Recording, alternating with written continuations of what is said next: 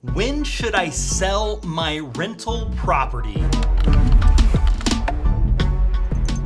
Rental properties are one of my favorite sources of passive income, but there may come a time where you might want to sell the property. So let's talk about when it's time to sell your rental property. I don't see a lot of scenarios where I think it makes sense to sell rental properties. I have to say that I think that's a poor decision.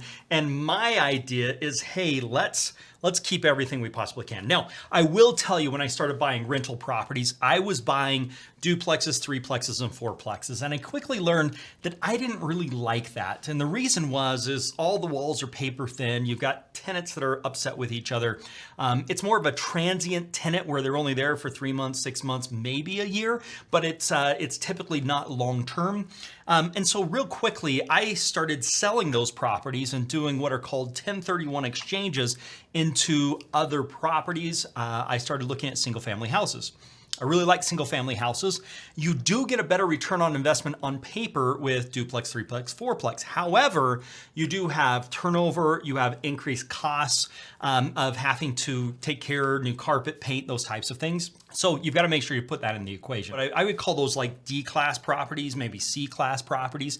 I upgraded to B-class properties. The market went up. I sold a duplex or a fourplex. I would then roll that money and that debt into a house or two houses doing a 1031 exchange so I didn't have to pay any taxes on the increase or deferred the taxes on the increase, and then bought those properties. Now, then what I did is I said, hey, we're going to do long-term rentals. My goal is to get my tenants to stay 5 years, which is kind of unheard of. We have accomplished that goal, but the way we do that is we under rent the property just by a little bit. So if the market calls for $1,000 rent, I'm going to be $900 to $950. Why? Well, I'm going to get somebody in there that's a little bit less than market, and they're going to get in and they're not going to want to move because I'm always going to be a little bit less than market. Well, what do I get out of that? Well, I get less turnover. I don't have to go find new tenants and advertise, and I don't have to do so many things. And if a tenant stays there for 5 years, or I've had tenants stay for 10 years, that pays down my loan quite a bit. And so, 50 bucks off or $100 off of what market rates are. And then if somebody wants to look around for something, hey, if there's a better deal, let me know, because I want to match. I want to be better than what's out there for the same condition or better condition. So then with those single family houses, what I looked at is said, does it make a good rental? And you really don't know that for a year or two and be like, you know what, this is not a good rental property. We're constantly dealing with this, we're constantly dealing with that. And not a good rental property isn't, it's attracting the wrong tenants. Those types of things that you're constantly dealing with problems after a year or two, and you're gonna say, you know what? I think it makes sense for us to 1031 exchange this into another property. Now notice, with all of these, man, I'd have to check with my wife, but I don't think we've sold a property and just taken cash out unless we're doing a fix and flip or a wholesale deal, okay? So with all of our rental properties, it's always been, we buy it, we hold it, we buy it, we improve it, we hold it, and then if we feel like we need to, we've 1031 exchanged it, bought new property to replace that property. Otherwise, you're paying taxes and everything else. When does it make sense to sell a rental property? Well, one thing is you've got to learn a management strategy that works, because if you let your tenants walk over you, you're going to have a problem. And that usually starts with finding great tenants. When you're finding great tenants, they usually take care of themselves and you have a lot less problems. And the way you find good tenants is under renting the property for just a little bit. So a lot of people are attracted because it's a good deal. Good tenants typically like good deals, and you can pick anybody you want because you're gonna have a lot of people coming to want to rent your property. Make sure you know how to be a landlord, and that takes some time and it takes some practice. Make sure you realize that it's for the long haul. Make sure if you're making those sales, we're going into a 1031. And the reason I would sell is if a property just doesn't make a good rental property. And it's not because you're tired of managing those things. That may be a management problem.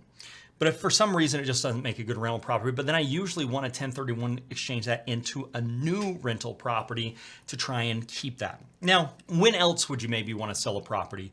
I could conceivably see you sell a property if the market has gone up considerably and you have your house where you have some debt on it or some other dets and that type of stuff, and you're saying, look, I bought the property for $300,000. I can sell it for $1 million. That gives me $700,000. I pay taxes and that type of stuff. Maybe I have $500,000 left. I can pay off my house. I can pay off my cars. I can pay whatever off and still have some money left over. That might make sense, but keep in mind that passive income, it's hard to get back.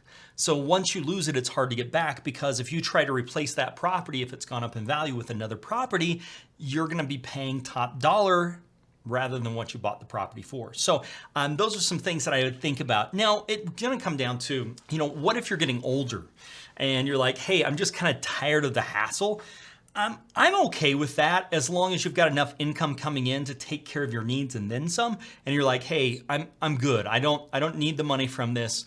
I don't want to deal with the hassle. The other thing to think about is, why not just get a property manager to deal with some of those hassles so you don't have to, so you can keep the asset, you can pay down the loan, rents go up, values go up, and you get some tax write-offs along the way. Those are some benefits you've got to think about that you may not be getting afterwards. I put a video together on the 13 steps to a successful fix and flip. We go over when you should actually start doing fix and flips, setting a roadmap to your first deal, and what are the most overlooked parts of a fix and flip. If you're interested in that, click on this video. You're going to love it.